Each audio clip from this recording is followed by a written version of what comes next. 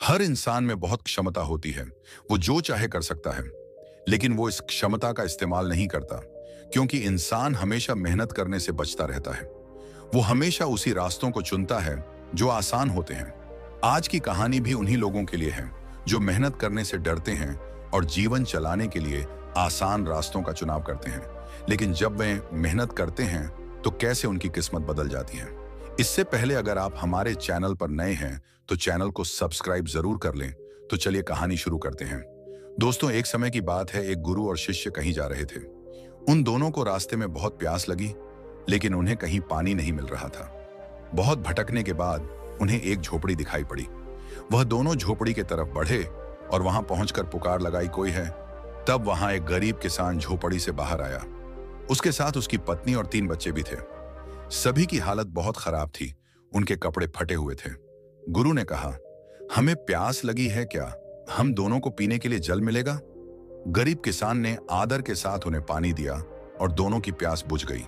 गुरु ने देखा, इस किसान के पास तो इतनी जमीन है, लेकिन यह बिल्कुल बंजर है। ये क्यों इस जमीन पर मेहनत नहीं करता? रात बहुत हो चुकी थी, इसलिए किसान ने दोनों को रात में अपनी झोपड़ी में विश्राम करने को कहा। किसान की हालत देखकर गुरु बोले, तुम्हारे पास इतनी जमीन है, फिर तुम इसमें खेती क्यों नहीं करते? किसान बोला, गुरुजी, मेरे पास एक भैंस है, उसी का दूध बेचकर हम अपना गुजारा चला लेते हैं, तो फिर बेवजह खेत पर काम करने की क्या जरूरत है? गुरु बोले, तुम अपनी पत्नी और बच्चों की तरफ देखो, सबका चेहरा कितना तेजहीन हो गया है। इनके पास पहनने के लिए फटे कपड़े हैं। तुम खुद कितने दुर्बल हो गए हो। क्या तुम्हारा दायित्व नहीं बनता कि तुम अपने परिवार के लिए मेहनत करो? किसान ने बड़ी लापरवाही से उत्तर दिया, गुरुजी, ईश्वर हमें भोजन तो दे ही देता है, फिर इतनी मेहनत करने की क्या जरूरत? यह कहकर वो ठहाके मारकर हंसने लगा। गुरु और शिष्य सोने चले गए।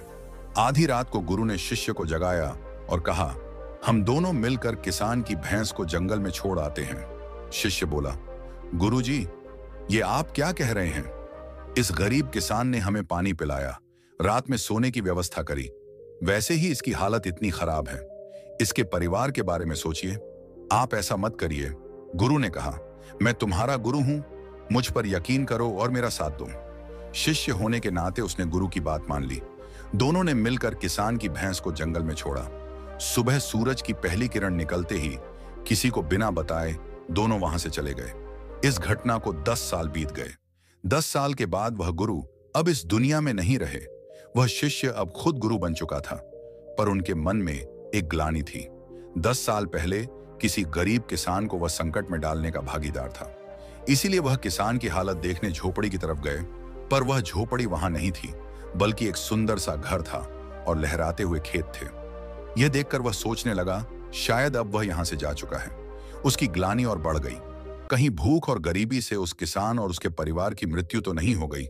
शिष्य वापस आने ही लगता है। अचानक उसकी नजर किसान पर पड़ी। किसान ने जैसे ही उसे देखा, वह दौड़कर उनके पास आया और कहा, अरे आप, मैंने आपको पहचान लिया। 10 साल पहले आप हमारी झोपड़ी में आए थे, लेकिन बिना बताए ही आप जाने कहां चले गए। शिष्य ने पूछा, ये खेत तुम्हारे हैं? किसान ने कहा, हाँ, ये खेत मेरे हैं। अब आपको क्या बताऊं, जिस दिन आप गए थे उसी दिन से न जाने हमारी भैंस कहां चली गई थी। बहुत ढूंढा पर नहीं मिली। हमारे पास खाने को कुछ नहीं था, इसलिए मजबूरन मैंने अपना पूरा ध्यान खेती पर लगा दिया और दिन रात मेहनत करके अपना व्यापार भी शुरू किया। भगवान की कृपा से अब मैं बहुत खुश हूं। अपने परिवार का अच्छे से पालन पोषण कर रहा हूं। शिष्य यह सब सुनकर बहुत खुश हुआ और उसके मन से बोझ उतर गया। वह अब समझा गया, गुरु ने आखिर ऐसा क्यों किया था, ताकि किसान मेहनत करें और अपने परिवार का पालन पोषण कर सकें। शिष्य ने अपने गुरु को मन ही मन प्रणाम किया। इस कहानी से यह शिक्षा मिलती है कि कभी कभी आसान रास्ते दुख का कारण होते हैं।